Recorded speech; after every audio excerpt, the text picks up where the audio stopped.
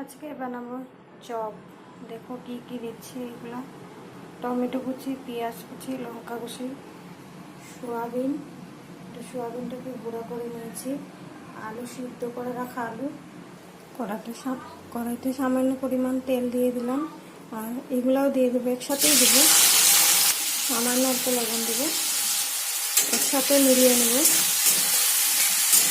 সামান্য অল্প হলুদের গুঁড়ো দেব, সোয়াবিনটা দিয়ে দেবো, একসাথে মিলিয়ে নেব। সিদ্ধ করা আলুও দিয়ে দেবো।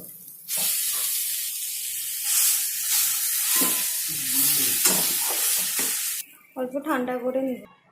ঠান্ডা হওয়ার পরে এরকম করে নিলাম।